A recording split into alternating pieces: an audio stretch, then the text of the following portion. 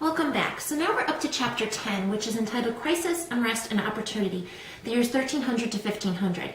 So during this period of about 200 years, there's a lot of different changes that are going around. A lot of bad things specifically. So what we're going to talk about is predominantly death, and more death. So the first thing that we're going to talk about is the Black Death. And the Black Death is also known as the Black Plague, which pretty much kind of affected Europe and affected Asia and affected even parts of northern Africa as well.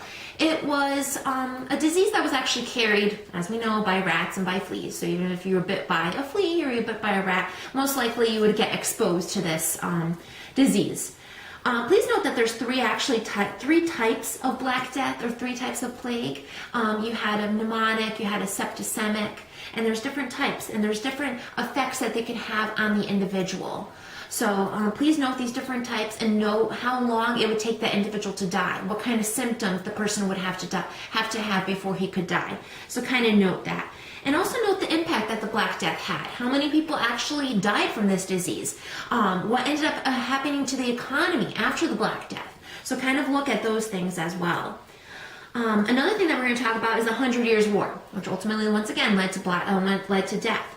It was a war that was actually fought for approximately 100 years, but you have to understand is that it's on and off. It wasn't a long-fledged war that was fought for 100 years straight through.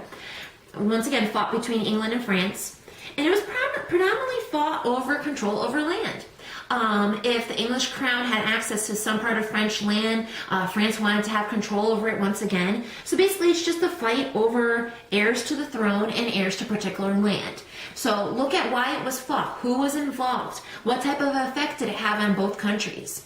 What you have to understand also is that England and France, you have to understand they went through the Black Death. So now they're going through a war. So what kind of effect did that have on its people and its rulers? There's also going to be other countries that the book is going to talk about, more about Spain, Italy, Poland, even Russia and the Muscovites. So we're going to talk about Ivan the Great and all of his other heirs. So take a look at that. And then the chapter also ends with the Great Schism and the Babylonian captivity. So the Great Schism is actually very key because it's actually a huge division in the Christian church to the point where we actually have three popes ruling at the same time. Because we know before, the papacy basically wanted to stay in Rome. And now we have one pope who wanted to predominantly stay in Avignon, France. So once you have one pope in Rome, one pope in France, and then you have each of them basically excommunicating each other to the point where there's actually three popes ruling at the same time. It's going to cause a lot of disarray, specifically within the Christian religion, like who's going to follow which legitimate pope. A lot of people are going to be kind of losing faith in the Christian church and also in the papacy as well. So you kind of have to take a look at that and what kind of effect it had on Christianity.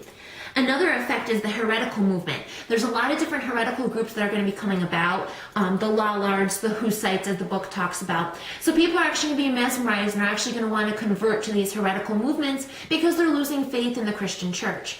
They're losing faith because why would God plant, the Black Death on them? Why would they be going through so much war and death and destruction for so many years without God looking out at them?